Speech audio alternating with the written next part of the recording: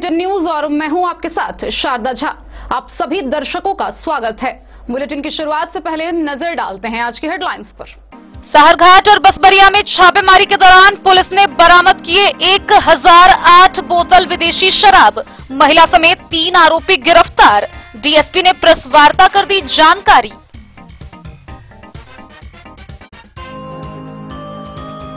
मधुबनी के डीएम व एसपी ने ली कोविड-19 वैक्सीन की दूसरी डोज। कोविड की वैक्सीन लेने के बाद जिले वासियों को दिया जागरूकता संदेश।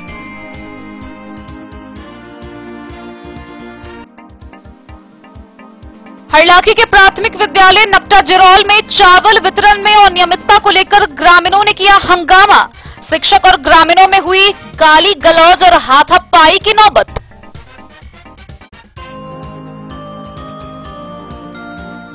बिस्फी के इटहर परसौनी से झिंगुर चौक के समीप जर्जर पुलिया को नए सिरे से निर्माण को लेकर भूख हड़ताल पर बैठे ग्रामीण।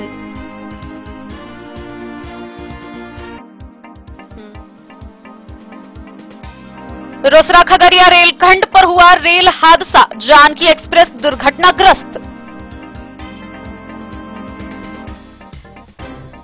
जयनगर चैंबर ऑफ कॉमर्स के पदाधिकारियों ने की कैंसर पीड़ित को आर्थिक सहायता।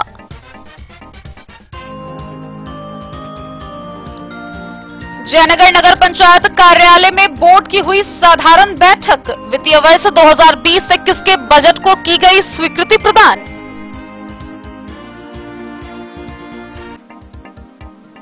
आधार कार्ड सेंटर पर भीड़ भाड़ से बचने को लेकर मधवापुर में नया शेड्यूल हुआ जारी। मधुबनी शहर के टाउन क्लब मैदान में बिहार राज्य किसान सभा मधुबनी इकाई द्वारा किसान महापंचायत का हुआ आयोजन। जयनगर के बेल्ही स्थित जनता उच्च विद्यालय में माध्यमिक शिक्षक संघ का जिला सम्मेलन सह विदाई समारोह का हुआ आयोजन।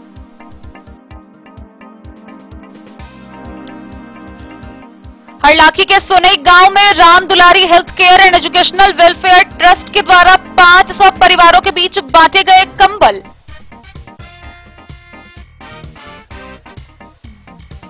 और जयनगर उच्च विद्यालय मैदान में टेम्पो चालक संघ सीआईटीयू जयनगर की हुई बैठक।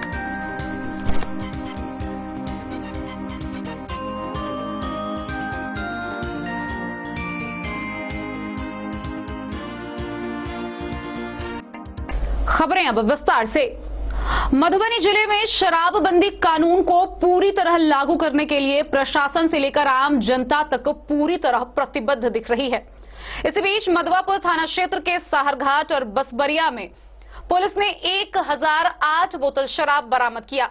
यह सभी अलग अलग कार्रवाई में बरामद किए गए शराब है। इस मामले में एक महिला समेत 3 तस्कर को गिरफ्तार किया गया है। वहीं 3 तस्कर फरार बताए गए हैं, जिनकी गिरफ्तारी के लिए पुलिस लगातार छापेमारी कर रही है। इस बात की जानकारी डीएसपी ने साहरघाट थाना पर प्रेस वार्ता कर दी। साहरघाट और बसबरिया में सुरक्षा कर्मियों ने छापेमारी के दौरान 1008 बोतल देशी विदेशी शराब बरामद किया। इस मामले में एक महिला सहित 3 आरोपियों को गिरफ्तार किया गया, जबकि 3 आरोपी मौके से फरार हो गए। बरामद शराब हरियाणा, आंध्र प्रदेश और नेपाल की बनी हुई है। यह जानकारी डीएसपी ने शनिवार को साहरघाट थाना पर प्रेस वार्ता के दौरान दी। उन्होंने कहा कि यह कार्रवाई शुक्रवार को अलग अलग छापेमारी के दौरान साहरघाट की पुलिस ने की। गिरफ्तार और फरार आरोपियों के खिलाफ एफआईआर दर्ज कर पुलिस ने कार्रवाई शुरू कर दी है। साहरघाट के सत्यनारायण नायक के घर से 141 लीटर विदेशी, 52 लीटर नेपाली और 43 लीटर बियर बरामद किया गया। बसबरिया की मीना देवी के घर में 75 बोतल नेपाली शराब जब्त किया गया। गांधी गामी के घर से 86 बोतल नेपाली शराब जब्त किया गया और मुन्ना राउत के यहां से 88 बोतल नेपाली शराब मिलने की जानकारी पुलिस ने दी। गिरफ्तार होने वाले आरोपियों में बसबरिया की मीना देवी, साहरघाट के सुमन नायक और मुन्ना राउत के नाम शामिल हैं, जबकि फरार होने वालों में साहरघाट के सत्यनारायण नायक, गांधीगामी और बसबरिया का संजय यादव है। डीएसपी ने कहा कि शराब बरामद करने के मामले में पुलिस बहुत सख्त है। पकड़े जाने पर एक भी अपराधी बख्शे नहीं जाएंगे। छापेमारी के मौके पर थानाध्यक्ष सुरेंद्र पासवान, सब इंस्पेक्टर सुदिष्ट शर्मा और प्रकाश यादव के साथ सशस्त्र पुलिस टीम की मौजूदगी थी। कारोबार कर रहा है, वो 2 बार जेल भी गया। कार्रवाई के संबंध में कल दिनांक 5/3/20 को दीवार गश्ती के क्रम में थाना प्रभारी सहारघाट सुरेंद्र कुमार पासवान को साथ में स्वानी प्रकाश यादव साथ बल के थे। ये लोग गश्ती में थे। इन्हें सूचना मिली कि सब्जी बाजार सहारघाट में मुन्ना राउत की दुकान पर शराब का खेप है। यह सूचना पर ये सत्यापन हेतु तत्क्षण कार्रवाई करते हुए उनके घर पर छापामारी किया। वहां 88 बोतल नेपाली शराब बरामद हुआ तथा मुन्ना राउत को भी रंगे हाथ गिरफ्तार किया गया। उसके बाद वहां से पुनः ये कार्रवाई करने के बाद पुनः सूचना इनको प्राप्त हुआ कि गांधी जो है लोहा का दुकान में, वहां भी शराब का कारोबार हो रहा है। वहां भी तत्क्षण कार्रवाई किया गया तो 86 बोतल नेपाली देसी शराब बरामद हुआ। वह भागने में कामयाब हो गया। फिर इन लोगों को सूचना प्राप्त हुआ कि सत्यनारायण नायक, जो सहारघाट नायक टोला का रहने वाला है, वो भी शराब का कारोबार कर रहा है। वो 2 बार जेल भी गया, पुनः ही काम करना शुरू कर दिया है। तो उनके घर में जब उसके घर में छापामारी कर गया तो बॉक्स है, दीवान बॉक्स में यह इंडियन विदेशी शराब, दीवान बॉक्स मतलब पलंग, उसमें 141 लीटर जो नेपाली विदेशी शराब है, नेपाली विदेशी शराब जो आपके सामने है, ये बरामद हुआ। यह कुल 108 बोतल 1008 बोतल शराब है, जो कुल 290 लीटर है। यह हरियाणा एवं अरुणाचल प्रदेश मैकडोवेल कंपनी का है। इसमें कुछ बियर भी है जो नशे का है। इस पर 3 भागने में कामयाब हो गया है। 3 गिरफ्तारी हुई है। एक महिला भी है जो शराब कारोबारी है। इसको आज भेजा जा रहा है। आज भेजा जा रहा है। तो होम डिलीवरी की चर्चा सर है, इसमें क्या कुछ तथ्य सामने आया है कि इन लोगों में? पुलिस को सूचना मिलते पुलिस तत्क्षण कार्रवाई कर रही है, जिसके कारण आप देख रहे हैं पुलिस लगातार सूचना कर रही है। और ये पूरे जिला में, इस मंडल में हम लोग टीम बनाकर थानेदार को अपनी टीम बना के और सामूहिक रूप से पता चलने पर कार्रवाई हेतु कर रहे हैं, जिसका है कि हर जगह बरामद हो रहा है। तस्कर और कारोबारी बिल जो जमानत हुआ तोड़ने कार्रवाई सीसीए भी लगाया जाएगा। और सजा के, अब हम लोग सजा के बिंदु पर भी स्पीड ट्रायल करके सजा कराएंगे। होली का समय आ रहा है सर, इसमें कोई खास अभियान फिर पुलिस विभाग का पुनः कल भी होगा। लगातार छापेमारी चलेगा। 3-4 थाना साथ होगा, टीम बना के लगातार चलेगा। क्या कहेंगे शराब कारोबारियों के बारे में, क्या संदेश दिया जाएगा? वो लोग अपना कार्य छोड़ें, जो कार्य हित है, खेती बाड़ी करें और रोजगार करें, लेकिन ये काम छोड़ दें। ये देश हित में, राजहित में है। जो हमारा कानून बिहार का है, इसको हम पालन करें, क्योंकि यहाँ के नागरिक हैं। अपना नाम और डिग्निशन। आज जो कार्रवाई हुई है उसमें कौन कौन लोग फरार, जो नामजद अभियुक्त? 3 एक है संजय नायक, गांधी गामी और संजय यादव। ये तीनों हैं। उसका गिरफ्तारी भी प्रयास किया जा रहा है। फरार लोगों का भाग गए लोग, फरार हो गए। धन्यवाद। मधवापुर से शत्रुमर्दन कुमार की रिपोर्ट। मधुबनी जिले में कोविड-19 वैक्सीनेशन अभियान जोर शोर से चल रहा है। इस बीच शनिवार को मधुबनी के जिला पदाधिकारी अमित कुमार व पुलिस अधीक्षक डॉक्टर सत्य प्रकाश ने कोविड-19 वैक्सीनेशन का दूसरा डोज लिया। वहीं उन्होंने कोविड वैक्सीनेशन लेने के बाद जिले वासियों को संदेश दिया कि कोविड वैक्सीनेशन पूरी तरह सुरक्षित है, इसे जरूर लगाएं व अफवाहों से दूर रहें। कोविड-19 संक्रमण को जड़ से मिटाने के लिए स्वास्थ्य विभाग पूरी तरह कटिबद्ध है और इसको लेकर मधुबनी जिले में पूरे जोर शोर के साथ वैक्सीनेशन अभियान चल रहा है, ताकि समय पर निर्धारित लक्ष्य को पूरा किया जा सके। स्वास्थ्य विभाग के पदाधिकारी टीकाकरण अभियान में जोर शोर से लगे हुए हैं। दरअसल कोविड-19 से अस्थायी निजात के लिए एकमात्र सबसे बेहतर और आसान उपाय वैक्सीन ही है। शनिवार को सदर अस्पताल टीकाकरण केंद्र पर डीएम अमित कुमार ने कोविड टीका का दूसरा डोज लिया। टीका लेने के बाद उन्होंने कहा कि कोविड-19 वायरस को जड़ से मिटाने के लिए पहले खुद वैक्सीन ली और अब वैक्सीन लेने के लिए दूसरों को भी प्रेरित कर रहे हैं। उन्होंने बताया कि वैक्सीन लेने के बाद से वे पूरी तरह स्वस्थ हैं किसी भी प्रकार की शारीरिक पीड़ा से उन्होंने इनकार किया। जिला पदाधिकारी अमित कुमार ने बताया कि कोविड-19 से अस्थायी निजात के लिए वैक्सीन की पूरी डोज लेना जरूरी है। उन्होंने जिलेवासियों से अपील करते हुए कहा कि मैंने तो कोविड टीकाकरण अभियान में भाग लेकर टीके का दोनों डोज ले लिया है। नियमानुसार शनिवार को उत्साह के साथ टीका का दूसरा डोज लिया और टीका लेने के बाद वे खुद को पूरी तरह सुरक्षित महसूस कर रहे हैं। जिला पदाधिकारी ने कहा कि देश में सबसे बड़ा टीकाकरण अभियान चलाया जा रहा है। टीका को लेकर लोगों में फैली अफवाहें अब मिट चुकी है। आम लोग टीकाकरण को लेकर जागरूक हो रहे हैं। वैक्सीन को लेकर चल रही तमाम दुविधाएं दूर हो रही हैं और लोग पूरी तरह निर्भीक होकर पूरे उत्साह के साथ वैक्सीन ले रहे हैं। डीएम ने सदर अस्पताल में कोविड वैक्सीन की दूसरी डोज लेने के बाद कहा कि वह पूरी तरह स्वस्थ है और उन्हें किसी प्रकार की शारीरिक पीड़ा नहीं हुई है और इसके कारण वह दावे के साथ कह सकते हैं कि वैक्सीन पूरी तरह सुरक्षित है। इसलिए आम लोगों को पूरी तरह निर्भीक होकर पूरे उत्साह के साथ वैक्सीन जरूर लगवानी चाहिए। इससे न सिर्फ वे सुरक्षित रहेंगे बल्कि उनके साथ साथ उनका पूरा परिवार और समाज भी सुरक्षित रहेगा।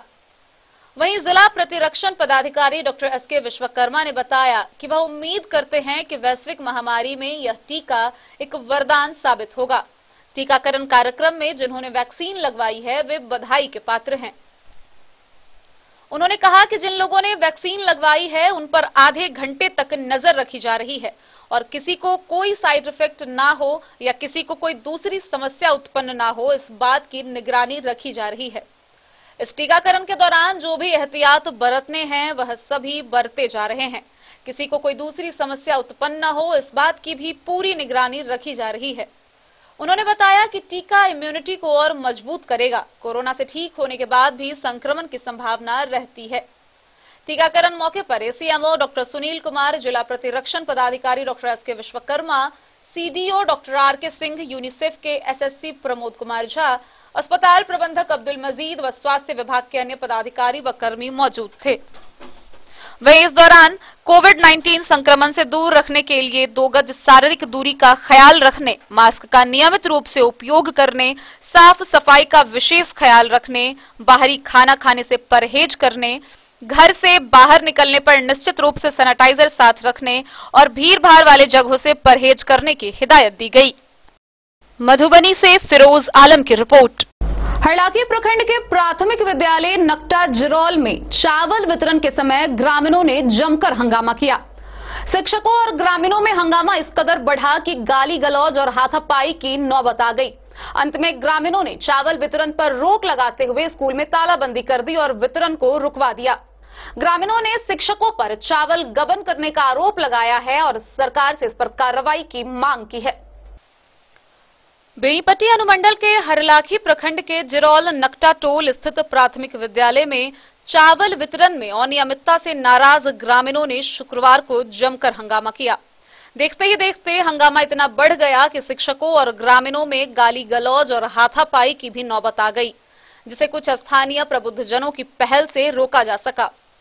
दर्जनों की संख्या में मौजूद ग्रामीणों का आरोप था कि वर्ष 2020 के अप्रैल से अब तक महज 3 बार ही बच्चों के बीच चावल वितरण किया गया है और वह भी 100% बच्चों के बीच नहीं किया गया है। हर बार कुछ बच्चों के बीच चावल वितरण कर खाना पूर्ति की जा रही है और शेष चावल विद्यालय के शिक्षक व अधिकारी की मिलीभगत से गबन किया जा रहा है। दरअसल शुक्रवार को बच्चों के बीच अक्टूबर-नवंबर माह का चावल वितरण शुरू हुआ और अभी 27 बच्चों के बीच ही 4 किलो प्रति बच्चे के हिसाब से चावल का वितरण हो पाया था। बड़ी संख्या में ग्रामीण आकर विद्यालय प्रबंधन के खिलाफ नारेबाजी करने लगे और वितरण को रुकवा दिया। ग्रामीणों का कहना था कि जब तक सभी बच्चों के बीच वितरण नहीं होगा और बीते वर्ष के बकाये चावल का आवंटन और वितरण नहीं होगा तब तक वितरण रोका जाए। इसके साथ ही अप्रैल से अब तक चावल आवंटन की जांच कर दोषी के खिलाफ कार्रवाई सुनिश्चित की जाए, नहीं तो विद्यालय में तालेबंदी की जाएगी। ग्रामीणों ने यह भी कहा कि शिक्षकों को विद्यालय आने जाने की ना तो कोई समय सीमा है और विद्यालय में गुणवत्ता शिक्षा का माहौल है। कोई शिक्षक 11 बजे आते हैं तो कोई आकर हाजिरी बनाकर निजी काम करने घर चले जाते हैं। बीते 3 मार्च को भी एक शिक्षक स्कूल में उपस्थिति बनाकर सड़क किनारे ट्रैक्टर से मिट्टी भराने में पूरे दिन लगे रहे। जब मन हुआ बिना सूचना के शिक्षक अनुपस्थित हो जाते हैं। इतना ही नहीं, शिक्षा समिति की सचिव रीता देवी ने भी ग्रामीणों के आरोपों की पुष्टि करते हुए कहा कि विद्यालय में न तो कभी शिक्षा समिति की बैठक बुलाई जाती है, न ही किसी समस्या में उनसे सलाह मशवरा लिया जाता है। शिक्षक पूरी तरह मनमानी करते हैं। ग्रामीण इस बात को लेकर अड़े थे कि बीओ या साधन सेवी खुद विद्यालय पर आकर अभिभावकों से बात करे और शेष बचे चावल उपलब्ध कराने का समय सीमा निर्धारित करे, तब वितरण होने दिया जाएगा। गौरतलब है कि कोरोना महामारी के मद्देनजर विभाग द्वारा एमडीएम के बदले बच्चों के बीच सूखा चावल वितरण किए जाने का निर्देश दिया गया था। विद्यालय के एचएम रामयतन राम ने बताया कि विद्यालय में कुल 146 बच्चे नामांकित हैं। विभागीय दिशा निर्देशानुसार सभी बच्चों के बीच 8 किलो चावल का वितरण करना था, लेकिन 1 किलो चावल भी उपलब्ध नहीं कराया गया। इस हिसाब से उस तीनों माह का 1168 किलो चावल विद्यालय को उपलब्ध होना था। अधिकारियों के निर्देश पर एमडीएम योजना के शेष बचे 205 किलो चावल का वितरण 2.5 किलो प्रति बच्चे की दर से 85 बच्चों के बीच किया गया। उसके अगस्त सितंबर माह का आवंटन 6 क्विंटल के बजाय महज 4 क्विंटल ही प्राप्त हुआ, जिसे प्रति बच्चों के बीच 4.5 किलो चावल 83 बच्चों के बीच वितरण किया गया। इसी तरह अक्टूबर नवंबर माह का आवंटन भी सिर्फ 4 क्विंटल हुआ है। सभी बच्चों के बीच 4.5 किलो चावल वितरण करने हेतु 6 क्विंटल चावल का आवंटन होना चाहिए था। अप्रैल माह से पहले डीबीटी के माध्यम से बच्चों के खाते पर राशि ही भेज दी गई, लेकिन ग्रामीणों का कहना था कि किसी भी बच्चों के खाते पर राशि नहीं आई। इसकी खोज खबर शिक्षकों ने नहीं की, न ही विभाग को अवगत कराया। ग्रामीणों ने मोबाइल से एमडीएम के बीआरपी श्याम किशोर सिंह से बात की तो उन्होंने कहा कि शिक्षक लेंगे तो देंगे क्यों नहीं। गौरतलब है कि पास के उत्क्रमित मध्य विद्यालय में भी 44 क्विंटल चावल का गबन इसी तरीके से कर लिया गया था, जो हंगामे के बाद दिया जा सका। ग्रामीणों को इसी बात से आशंका है कि विद्यालय का चावल भी गबन हो चुका है। एचएम ने कहा कि शेष बचे चावल आवंटित करने हेतु अधिकारियों से आग्रह किया गया है। आवंटन प्राप्त होते ही बच्चों के बीच चावल का वितरण कर दिया जाएगा। रंजीत कुमार यादव, पूरा परिचय दियो। रंजीत कुमार यादव, गांव घर बताइए ना। मेरा घर वाजलो ना टाटोर। क्या की समस्या है यहाँ? समस्या है जो यहाँ पे निरंतर हर एक चीज में धांधली होता है, चाहे एमडीएम हो, चाहे मिड डे मील हो, क्या बोलता है चावल बंटवारा का काम हो, चाहे क्वारंटाइन का बात हो, यहाँ हर एक चीज में धांधली होता है। एक भी टीचर टाइम पे नहीं पहुँचता है। हिसाब मांगने पे आदमी लोगों को धमकाता है कि हम ये करेंगे वो करेंगे। हम लोगों का यही राय है पूरा ग्रामीण का, जो हुआ तो कार्रवाई हो, पिछले की जाँच हो और आगे से निरंतर सब चीज अच्छा से चले।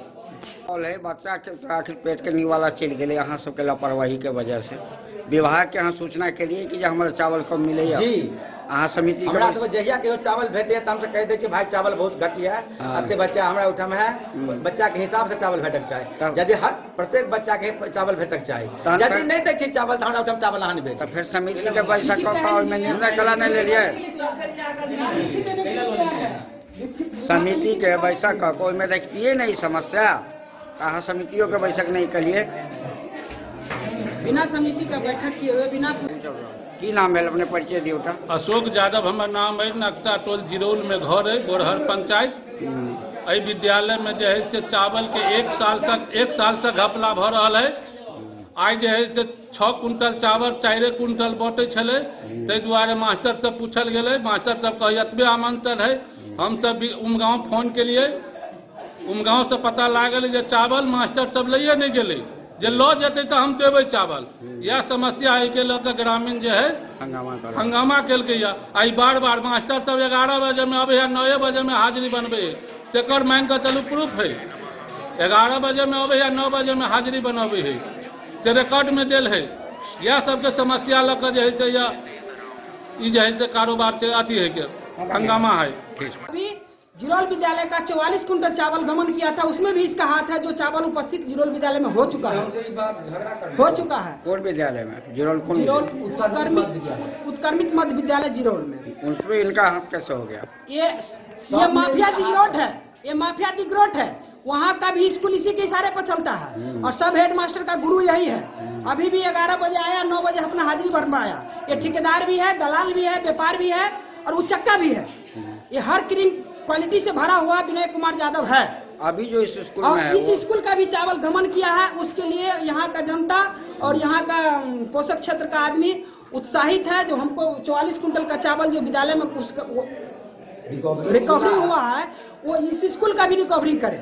और इसके आगे जो भी बहुत सारे इस पर शिकायत है, ये टीचर नहीं है, इसको इस्तीफा दे देना चाहिए और राजनीति में आ जाना चाहिए, नेता बन जाना चाहिए। जल्दी समाप्त किया गया। बेनीपट्टी से विनोद कुमार की रिपोर्ट। बिस्फी प्रखंड क्षेत्र के इटहर परसौनी से झिंगुर चौक के समीप पानी बहाव की मांग को लेकर बिस्फी के ग्रामीण अरे हुए हैं। ग्रामीणों की माने तो कई बार जनप्रतिनिधि व प्रशासन को इसके लिए आवेदन दिया जा चुका है, पर इस ओर किसी का ध्यान नहीं है और अंत में थक हार कर ग्रामीण भूख हड़ताल पर बैठ गए हैं। बिस्फी प्रखंड क्षेत्र के इटहर परसौनी से झिंगूर चौक के समीप ग्रामीणों ने पानी बहाव मांग को लेकर सड़क जाम कर भूख हड़ताल पर बैठ गए। ग्रामीणों का कहना था कि इस मार्ग में 2 पुल से पानी बहाव के रास्ते को निजी जमीन वाले लोग बंद कर दिए हैं। वहीं 2 पुल क्षतिग्रस्त हो गया है, जिससे पैदल चलने वाले राहगीरों एवं वाहन चालकों को भारी परेशानी का सामना करना पड़ रहा है।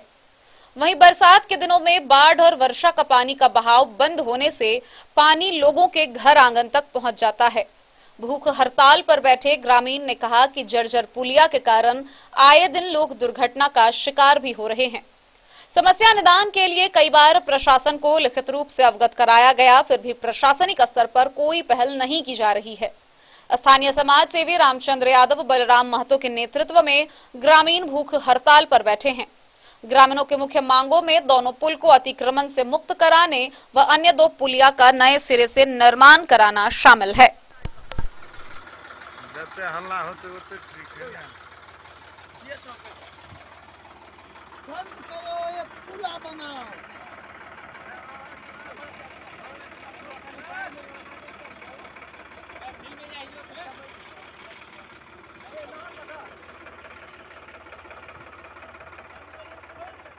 बिस्फी से सत्यनारायण यादव की रिपोर्ट। रोसड़ा खगड़िया रेलखंड पर एक बड़ा रेल हादसा हुआ है।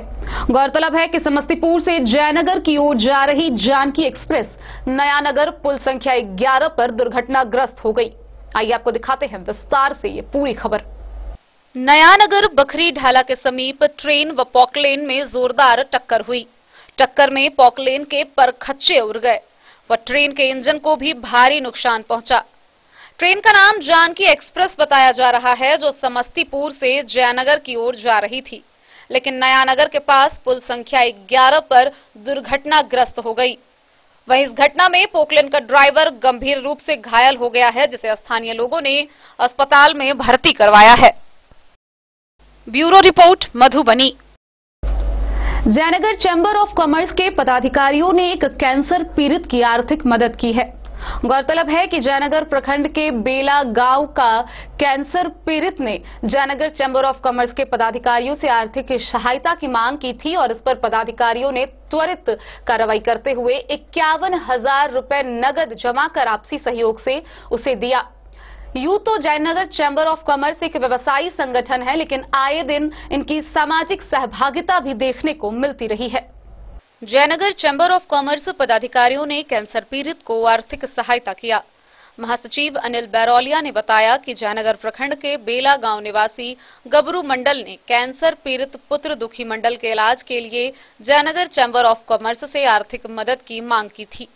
चैंबर ऑफ कॉमर्स के पदाधिकारी और सदस्यों ने मानव सेवा के लिए त्वरित एकत्रित होकर आपसी सहयोग से कैंसर पीड़ित दुखी मंडल के नाम 51,100 रुपए की नगद सहायता राशि दी है।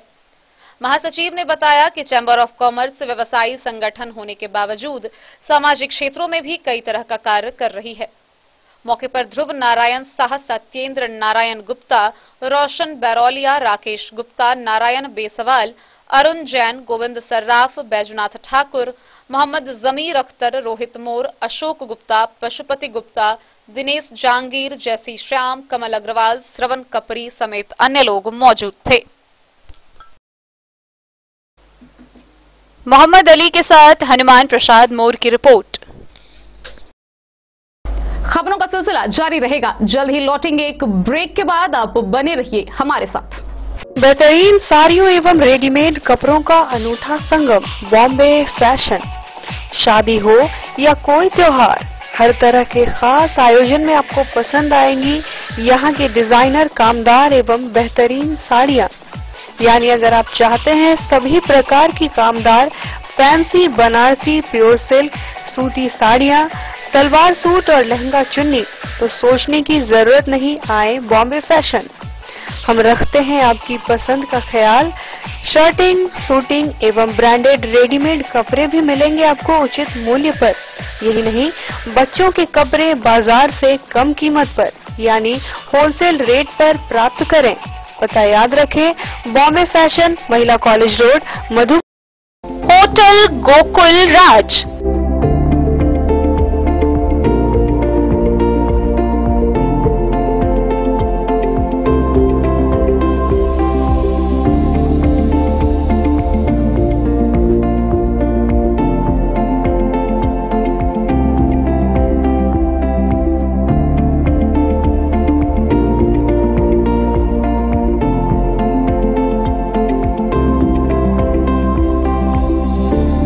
शहर के भीड़ भाड़ से दूर शांति और सुकून से भरे वातावरण में मधुबनी शहर के लहरियागंज वार्ड नंबर 1 में पूरे मिथिलांचल क्षेत्र का सबसे भव्य होटल होटल गोकुल राज। 4 मंजिला इमारत की इस होटल में है 4 बड़े बड़े बैंकेट हॉल, रिंग सेरेमनी, शादी, मीटिंग या पार्टी, हर एक आयोजन के लिए अलग से हॉल की व्यवस्था, रेस्टोरेंट की व्यवस्था जहां एक से बढ़कर एक लजीज व्यंजनों का मिलेगा संगम, और रहने का उचित प्रबंध, suite room, AC room, non AC room से सुसज्जित होटल जहां लिफ्ट की भी है व्यवस्था, पार्किंग का पूरा इंतजाम। तो आइए और जिंदगी में खुशियों से भरी यादें शामिल करिए। होटल गोकुल राज मधुबनी में आप लोगों का स्वागत है। होटल गोकुल राज, लहरियागंज वार्ड नंबर 1, मधुबनी। कारक कलर्स, मेसर्स विश्वनाथ कारक, लोहापट्टी, मधुबनी। यहाँ उपलब्ध है Sakarni wall guard, white cement polymer base wall putty, दीवारों और प्लास्टर को पकड़े जकड़ के सकरनी प्लास्टर बॉन्ड, अद्वितीय उत्पाद जिसे जर्मन टेक्नोलॉजी के सहायता से किया गया है तैयार। किसी प्रकार के हैकिंग की आवश्यकता नहीं। सतह के साथ डुअल बॉन्डिंग, ज्यादा कवरेज, प्रयोग के बाद रंगीन होने के कारण प्रयोग किए हुए सतह का पता चलता है। पानी और नमी को रोकने की क्षमता रखता है। समय कम लगता है यानी पैसे की बचत। कंस्ट्रक्शन स्ट्रक्चर को कोई नुकसान नहीं। सामान्य तापमान में 9 महीने तक बंद पैकिंग में ठीक रहता है। 5, 10 और 20 किलो पैकिंग में उपलब्ध। Sakarni wall guard, white cement polymer base wall putty, Karak colours, messrs Vishwanath Karak, Lohapatti, Madhubani. अब आपके शहर मधुबनी में भी खुल गया मान्यवर का शोरूम। तो अब शादी विवाह जैसी किसी भी आयोजन के लिए आपको कहीं जाने की जरूरत नहीं। अपने ही शहर में आपको मिल रहा है बच्चों से लेकर बड़ों तक का शेरवानी, कुर्ता पायजामा और सभी वेडिंग कलेक्शन।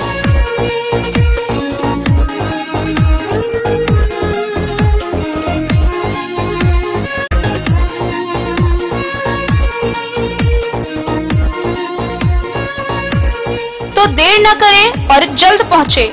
हमारा पता है मान्यवर शोरूम, शंकर चौक, मधुबनी। पता याद रखें, मान्यवर शोरूम, शंकर चौक, मधुबनी।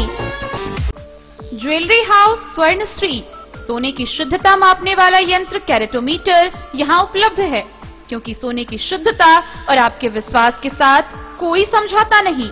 रत्न, सोना व चांदी के हर तरह के आभूषणों के लिए एक बार अवश्य आएं। लाइट वेट व बेहतरीन कारीगरी वाले गहनों का अनूठा संगम। आपका भरोसा ही है हमारी पूंजी। बिना किसी मिलावट व पूरी शुद्धता के साथ हॉलमार्क गहने आपको देना हमारा परम कर्तव्य। तो देर किस बात की, अपने मनपसंद गहनों की खरीदारी के लिए आज ही आए। पता याद रखें, ज्वेलरी हाउस स्वर्ण श्री, बड़ा बाजार, मधुबनी।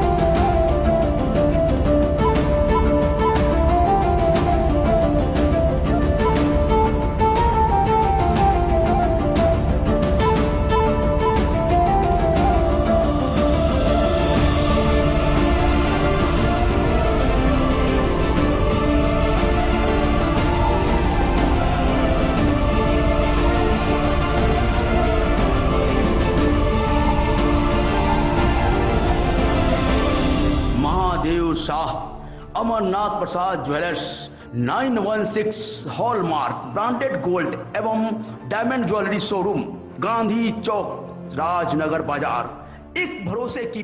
जयनगर नगर पंचायत कार्यालय के सभागार में बोर्ड की एक साधारण बैठक हुई, जिसकी अध्यक्षता मुख्य पार्षद कैलाश पासवान ने की। इस बैठक में वित्तीय वर्ष 2020-21 के बजट को स्वीकृति प्रदान की गई। जयनगर नगर पंचायत कार्यालय सभागार में शनिवार को बोर्ड की साधारण बैठक मुख्य पार्षद कैलाश पासवान की अध्यक्षता में आयोजित की गई। बैठक में वित्तीय वर्ष 2020-21 के बजट को स्वीकृति प्रदान की गई। बैठक में कार्यपालक पदाधिकारी अमित कुमार, उप मुख्य पार्षद दुर्गा देवी, वार्ड पार्षद मोहन राय, रूपा देवी, इंद्रदेव शाह, शिवजी पासवान, विनोद शर्मा, गोविंद कुमार मंडल, सुनील बैरौलिया, मंगली देवी, राधा देवी, गणेश पासवान व प्रधान लिपिक मोहन कुमार समेत अन्य लोग मौजूद थे। मोहम्मद अली के साथ हनुमान प्रसाद मोर की रिपोर्ट। सेंटर की भीड़ से महिलाओं और बच्चों को बचाकर सुविधा के साथ उन्हें आधार कार्ड मुहैया कराने के लिए मधवापुर में नया शेड्यूल जारी किया गया है। अब अलग अलग कार्य दिवसों के आधार पर अलग अलग पंचायत के लोगों का आधार कार्ड बनेगा और इसके लिए सूची भी जारी कर दी गई है। आधार कार्ड सेंटर की भीड़ से बच्चों और महिलाओं को बचाकर उन्हें कार्ड मुहैया कराने के लिए मधवापुर में नया शेड्यूल जारी किया गया है। सप्ताह के सभी कार्य दिवसों में अलग अलग पंचायत के लोगों का आधार कार्ड बनाना सुनिश्चित किया गया है। कार्यालय में दिनवार पंचायतों के नाम की सूची प्रकाशित की गई है। बीडीओ वैभव कुमार ने बताया कि इस व्यवस्था में लोगों को भीड़ से निजात भी मिलेगी और समय पर आसानी से उन्हें आधार कार्ड भी मुहैया कराया जा सकेगा। निर्धारित दिनों में ही आधार कार्ड बनवाने की अपील आधार सेंटर में कार्य कर रहे सुपरवाइजर संजय कुमार सिंह ने संबंधित पंचायत के लोगों से की है। सोमवार को मधवापुर मुख्यालय, मंगलवार को बासुकी बिहारी उत्तरी, बुधवार को बासुकी बिहारी दक्षिणी व बलबा, गुरुवार को सलेमपुर, मुखियापट्टी, साहर उत्तरी और दक्षिणी, शुक्रवार को पिरौखर, तरैया, पिहवारा, विशनपुर और उत्तरा पंचायत के लोगों का आधार कार्ड बनाने का शेड्यूल तैयार किया गया है। मधवापुर से शत्रुमर्दन कुमार की रिपोर्ट। मधुबनी शहर के टाउन क्लब मैदान में मधुबनी के बिहार राज्य किसान सभा के सदस्यों के द्वारा महापंचायत का आयोजन किया गया। इस दौरान सभी सदस्यों ने केंद्र सरकार द्वारा पारित कृषि बिल व महंगाई को लेकर विरोध जताया व सरकार से अविलंब कृषि बिल वापस लेने की मांग की। बिहार राज्य किसान सभा मधुबनी द्वारा शहर के टाउन क्लब मैदान में एक किसान महापंचायत आयोजित किया गया। किसान सभा के जिलाध्यक्ष सूर्य नारायण महतो की अध्यक्षता में किसान महापंचायत को संबोधित करते हुए अखिल भारतीय किसान सभा के महासचिव अतुल कुमार अंजान ने कहा, देश की सरकार किसानों व मजदूरों के विरुद्ध काम कर रही है। पिछले 100 दिनों से जारी किसान आंदोलन को दूसरे के देशों ने समर्थन दिया है। पूंजीपतियों के इशारे पर काम करने वाली ये सरकार किसान विरोधी कानून बनाकर देश को आर्थिक व कृषि क्षेत्र में गुलाम बना रही है।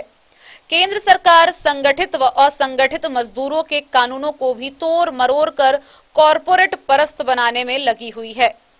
किसानों, मजदूरों व नौजवानों को देश में बढ़ रहे बेरोजगारी व कृषि संकट के बारे में आगाह करते हुए अतुल कुमार अंजान ने कहा कि नौजवानों एवं किसानों की आत्महत्या सरकार की विफलता का प्रतीक है।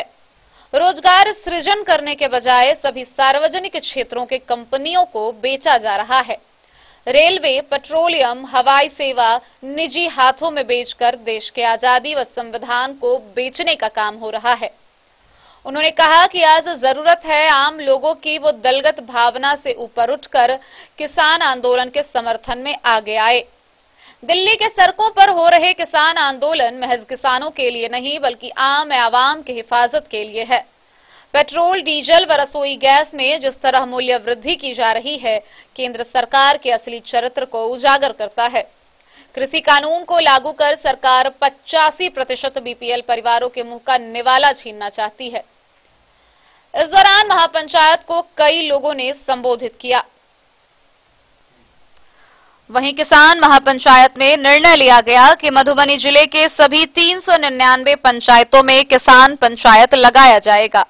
जिले में किसान मजदूर जन जागरण जत्था निकाला जाएगा, जो आगामी 20 मार्च को जिले के उमगांव हरलाखी में संकल्प सभा के साथ समाप्त होगा।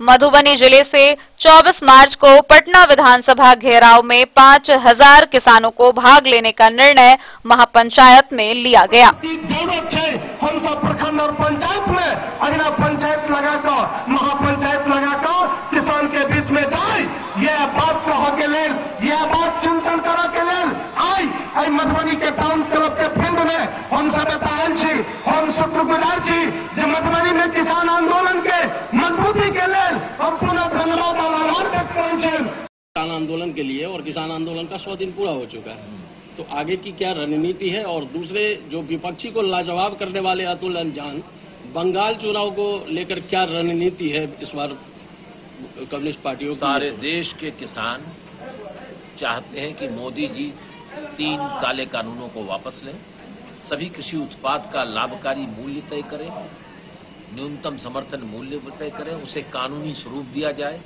स्वामीनाथन कमीशन की सिफारिशों को लागू किया जाए और किसानों पर सहकारी, सरकारी और जो सूदखोरों का कर्जा है उसको को माफ किया जाए।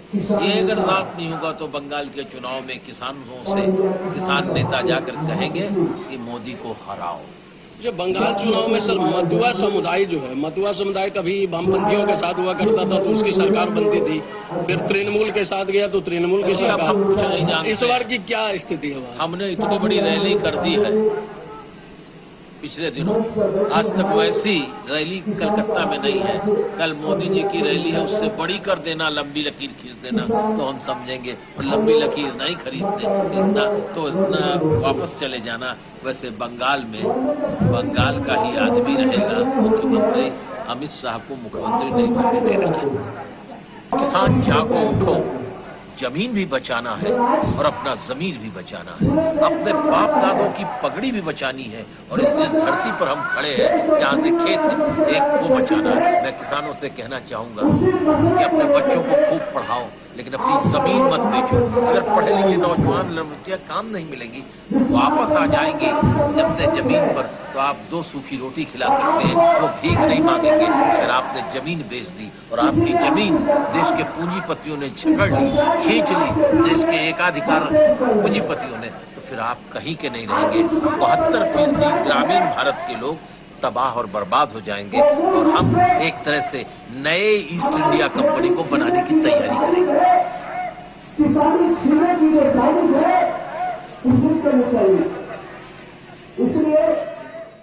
मधुबनी से फिरोज आलम की रिपोर्ट। जयनगर प्रखंड के बेलही गांव स्थित जनता उच्च विद्यालय में राज्य वित्त रहित माध्यमिक शिक्षक संघ का जिला सम्मेलन सह विदाई समारोह का आयोजन हुआ।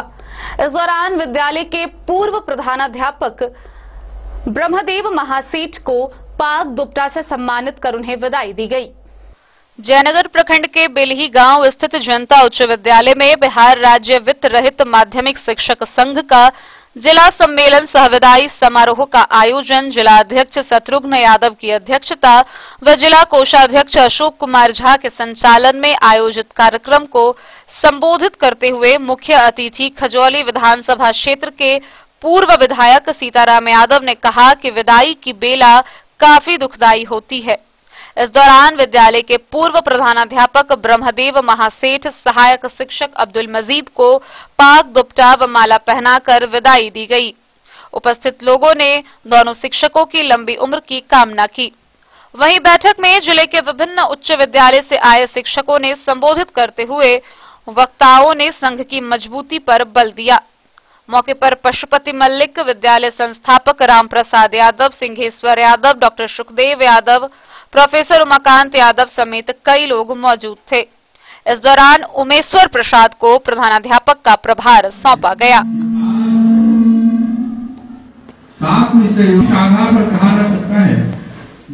मोहम्मद अली के साथ हनुमान प्रसाद मोर की रिपोर्ट। हरलाखी प्रखंड के सोनई गांव में Ram Dulari health care and educational welfare trust के द्वारा 500 गरीबों के बीच कंबल वितरण किया गया। गौरतलब है कि ट्रस्ट के द्वारा जल्द ही गरीबों के लिए मुफ्त स्वास्थ्य शिविर का भी आयोजन किया जाएगा। Ram Dulari health care and educational welfare trust के सौजन्य से हरलाखी प्रखंड के सोनई गांव में 500 गरीबों के बीच कंबल का वितरण किया गया। इस योजना में दिव्यांग, अनाथ, विधवा और बुजुर्ग महिला पुरुषों को शामिल किया गया। संस्था के सीईओ डॉक्टर प्रेम कुमार मंडल ने कहा कि ट्रस्ट के पदाधिकारी डॉक्टर अंबिका और डॉक्टर प्रवीण के विशेष सहयोग पर योजना की शुरुआत की गई है। ट्रस्ट ने गरीबों के कल्याण के लिए कई तरह की योजनाएं बनाई है। 50 रुपए की फी लेकर गरीबों का इलाज और जरूरतमंदों को मुफ्त दवाएं भी दी जाएगी। कार्यक्रम का संचालन श्याम शुक्ला ने किया। संयोजक रामाधार मंडल, धानुक एकता मंच के प्रदेश अध्यक्ष राजदेव मंडल, जदयू के प्रमोद गुप्ता, सुनीता देवी, राम सुफल मंडल, कोरोना योद्धा कंचन तिवारी, श्याम मंडल, चलितर मंडल, जीवच मंडल ने कार्यक्रम को संबोधित किया।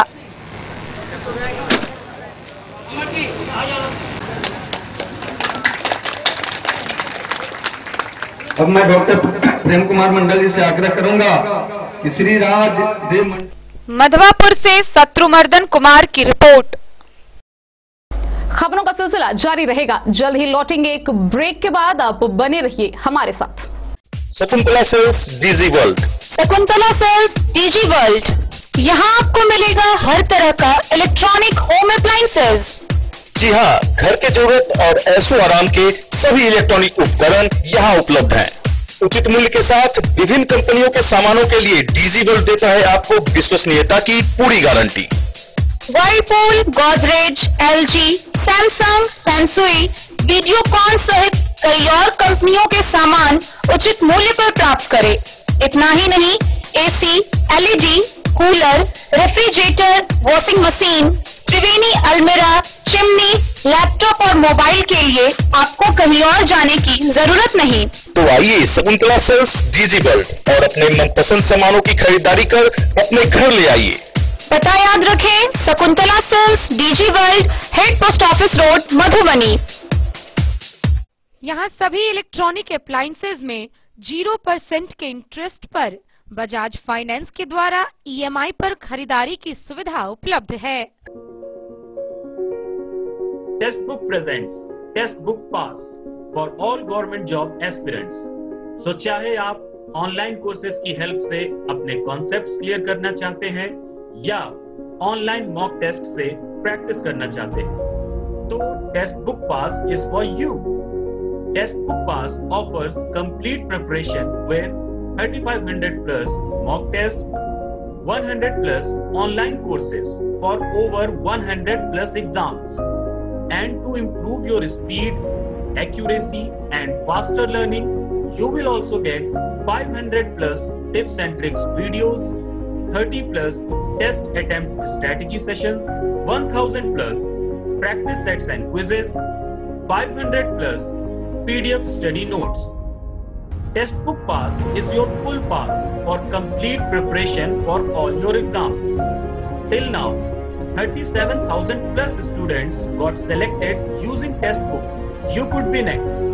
So to achieve your goal, kickstart your complete preparation with test book pass. Break के बाद एक बार फिर आप सभी दर्शकों का स्वागत है। आगे बढ़ने से पहले नजरें एक बार हेडलाइंस पर। साहरघाट और बसबरिया में छापेमारी के दौरान पुलिस ने बरामद किए 1008 बोतल विदेशी शराब। महिला समेत 3 आरोपी गिरफ्तार। डीएसपी ने प्रेस वार्ता कर दी जानकारी।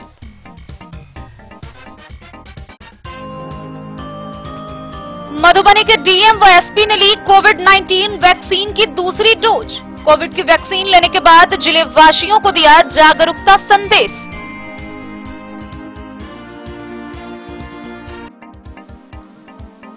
हरलाखी के प्राथमिक विद्यालय नकटा जिरौल में चावल वितरण में अनियमितता को लेकर ग्रामीणों ने किया हंगामा। शिक्षक और ग्रामीणों में हुई गाली गलौज और हाथापाई की नौबत।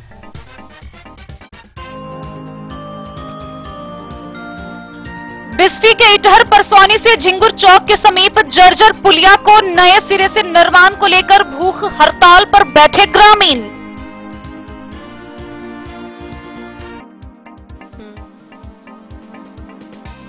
रोसड़ा खगड़िया रेलखंड पर हुआ रेल हादसा, जानकी एक्सप्रेस दुर्घटनाग्रस्त। जयनगर चैंबर ऑफ कॉमर्स के पदाधिकारियों ने की कैंसर पीड़ित को आर्थिक सहायता।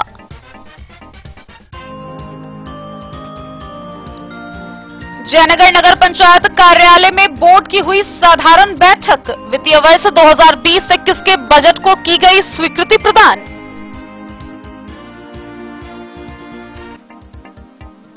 आधार कार्ड सेंटर पर भीड़ भाड़ से बचने को लेकर मधवापुर में नया शेड्यूल हुआ जारी।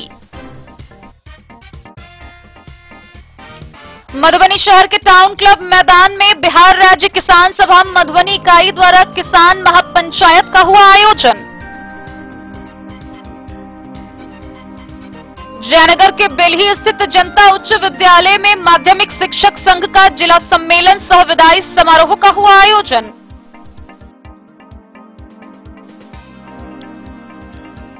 हरलाखी के सोनई गांव में Ram Dulari health care and educational welfare trust के द्वारा 500 परिवारों के बीच बांटे गए कंबल।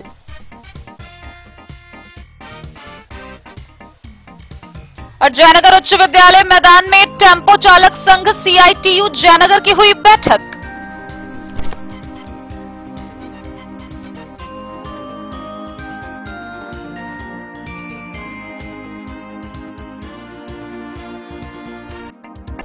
जयनगर उच्च विद्यालय के मैदान में टेम्पो चालक संघ की एक बैठक हुई। बैठक में टेम्पो चालकों के साथ लगातार हो रहे दुर्व्यवहार को लेकर मांग पत्र अनुमंडल पदाधिकारी से जिला पदाधिकारी तक डाक के माध्यम से भेजा गया है। टेम्पो चालक CITU जयनगर की एक आवश्यक बैठक 6 मार्च को उच्च विद्यालय मैदान जयनगर में लक्ष्मी राय की अध्यक्षता में आयोजित की गई। बैठक को संबोधित करते हुए CPIM युवा नेता कुमार राणा प्रताप सिंह ने कहा कि चालकों से हो रहे दुर्व्यवहार को लेकर अनुमंडल पदाधिकारी जयनगर, अनुमंडल पुलिस पदाधिकारी जयनगर, कार्यपालक पदाधिकारी नगर पंचायत जयनगर व जयनगर रेल पुलिस सहित जिला पदाधिकारी को डाक विभाग के माध्यम से भेजा गया है। जयनगर के अनुमंडल पदाधिकारी व नगर पंचायत जयनगर के कार्यपालक पदाधिकारी को उनके कार्यालय में उपस्थित होकर चालकों द्वारा आवेदन दिया गया, पर पदाधिकारियों के द्वारा किसी तरह की कार्रवाई नहीं होने से चालकों में आक्रोश व्याप्त है। चालक से अनुरोध किया कि जब तक आप संगठित नहीं होंगे तब तक आपका शोषण करने वाले लोगों द्वारा किया जाता रहेगा। आज के समय में सरकार द्वारा सभी संस्थान को पूंजीपतियों के हाथ गिरवी रखा जा रहा है, उसी का परिणाम आज देखने को मिल रहा है। चालक संघ जयनगर तथा पेटी कॉन्ट्रैक्ट के बीच आपसी तालमेल नहीं हो सका और वार्ता विफल रहा। चालकों की मुख्य मांगों में स्टैंड संचालक जयनगर की संविदा जांच कर संविदा को अविलंब रद्द करना, टेम्पो स्टैंड संचालक द्वारा चालक के साथ आए दिन मारपीट, गाली गलौज पर रोक लगाना और उसके ऊपर ठोस कार्रवाई करना, टेंडर रद्द के बावजूद मनमानी तरीके से 50 रुपए रकम जबरन वसूली करने पर रोक लगाना, जयनगर में सरकारी टेम्पो स्टैंड का अविलंब व्यवस्था करना व रेलवे स्टेशन परिसर में तालिका चार्ट लगाने की मांग रखी गई है। गरीब परिवार को आए दिन सरकारी सहायता मुहैया कराकर आम लोगों को सरकार द्वारा टेम्पो दिया गया। जब वे अपना टेम्पो रोड पर चलाना चाहते हैं तो रेलवे स्टेशन के अंदर तथा बाहर अवैध तरीके से चालक का शोषण किया जाता है, चाहे रेलवे स्टेशन परिसर में रेलवे पुलिस द्वारा हो या अवैध स्टैंड संचालक द्वारा। उस पर अविलंब रोक लगाया जाए, नहीं तो टेम्पो चालक संघ द्वारा आंदोलन तेज की जाएगी और उसकी सारी जवाबदेही स्थानीय प्रशासन की होगी।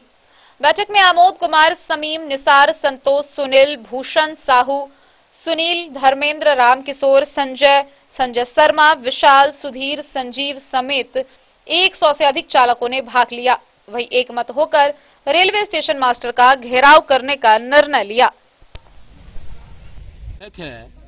उसका मुख्य मांग यही है, पिछले दिन जो चालक के साथ मारपीट एवं गाली गलौज किया और राशि जो है, जो फिक्स राशि है उससे अधिक वसूला जा रहा है, जिसका विवाद है।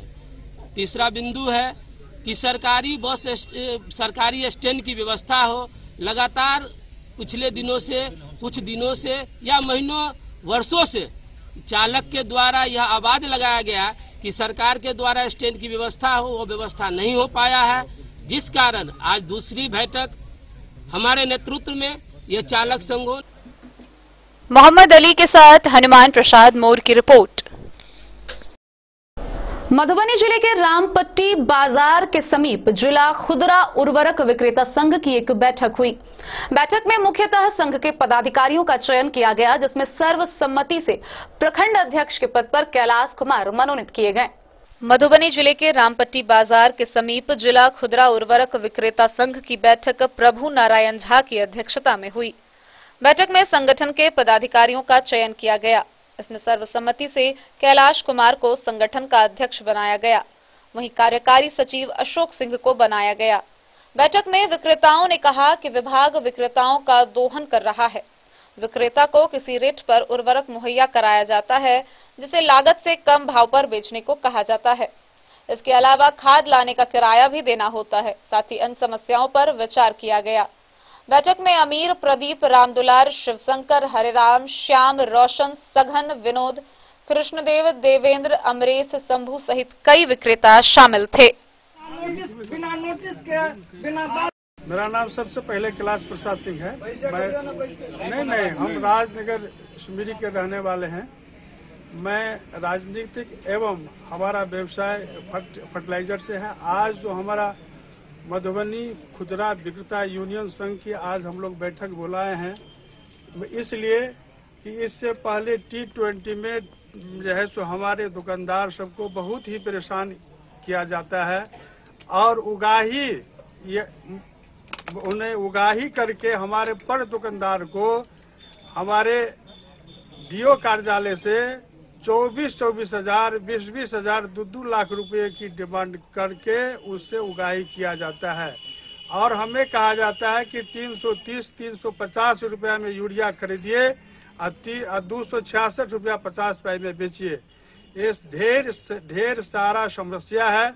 हमको अब पीसीओ मशीन से बिलिंग करना पड़ता है। बहुत सारे किसान अंगूठा देने से घबराते हैं, अपना आधार कार्ड देने से घबराते हैं। ये सबसे सारी समस्या हम लोगों को उत्पन्न होती है और बिना सरकार का निर्देश है हमारे दुकान पर पहुंचाएगा, सो नहीं पहुंचा रहा है। और जबकि फर्टिलाइजर का नियम है कि आपको भाड़ा नहीं लगेगा, लेकिन वो सब 330 रुपया में देने के बाद भी हम लोगों का कैरेज का भाड़ा वसूला जाता है। और इसी सब संदर्भ में हम लोग आज मधुबनी जिला का यूनियन संघ का स्थापना किए हैं, यूनियन संघ का गठन किए हैं। आज हम नव निर्वाचित यहाँ अध्यक्ष पद के लिए घोषित किए हैं। मधुबनी से फिरोज आलम की रिपोर्ट। साहरघाट के डाकघर में बेटी बचाओ बेटी पढ़ाओ अभियान के तहत सुकन्या समृद्धि योजना की विस्तारित जानकारी ग्रामीणों को दी गई। इस दौरान पोस्ट मास्टर रमाशंकर प्रसाद ने ग्राहकों को योजना के लाभ के बारे में विस्तृत जानकारी दी। साहरघाट डाकघर में ग्राहकों को सुकन्या समृद्धि योजना का लाभ लेकर बेटी बचाओ बेटी पढ़ाओ अभियान को सफल बनाने का आग्रह किया गया। पोस्ट मास्टर रमाशंकर प्रसाद ने ग्राहकों को योजना का लाभ लेने की विस्तृत जानकारी दी। उन्होंने कहा कि कम से कम 1000 रुपए वार्षिक 14 साल तक जमा करने के बाद 21वें साल में मैच्योरिटी पूरी होगी। उसके बाद लाभार्थियों को 5,62,000 रुपए दिए जाने का प्रावधान है। पोस्ट मास्टर ने कहा कि वार्षिक कम से कम 1000 और अधिकतम 1.5 लाख रुपए लाभार्थी जमा कर सकते हैं, जिस पर उन्हें 8.1% का ब्याज मिलेगा।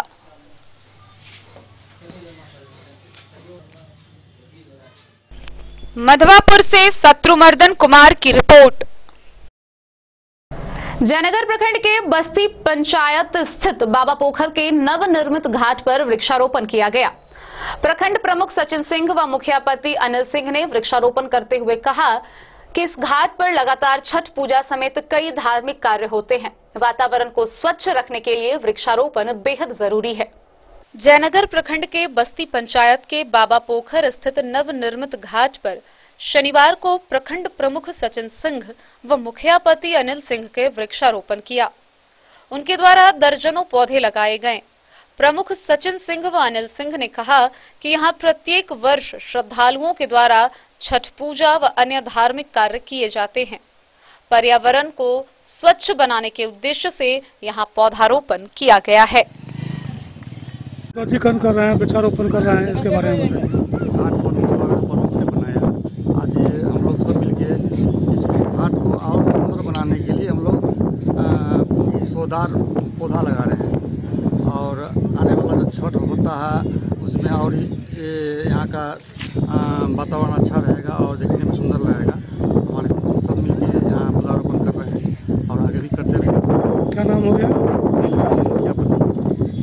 घाट पर वृक्षारोपण कर रहा है, इसके बारे में बताइए। जैसा कि जानते हैं कि बाबा पोखर सबसे बड़ा पोखर है इस प्रखंड का, तो यहाँ छठ में काफ़ी मशक्कत करना पड़ता था लोगों को, इसलिए यहाँ पे घाट का निर्माण किया गया है। तो घाट के साथ साथ अब यहाँ पे वृक्षारोपण इसलिए कर रहे हैं कि सौंदर्यीकरण बढ़ जाए और वातावरण भी यहाँ जो है वो शुद्ध हो जाए। इसी वजह से वृक्षारोपण भी यहाँ किया जा रहा है घाट के सौंदर्यीकरण के लिए। कौन कौन सब लोग हम हैं, मेरा नाम हुआ सचिन सिंह, प्रखंड प्रमुख जयनगर। हमारे साथ हैं मुखिया जी जयनगर बस्ती के, साथ में सामाजिक कार्यकर्ता टुन्ना जी हैं, विक्रम जी हैं, सूरज जी हैं, चांद जी हैं। तो उन सबके सहयोग से आज वृक्षारोपण किया जा रहा है। मोहम्मद अली के साथ हनुमान प्रसाद मोर की रिपोर्ट।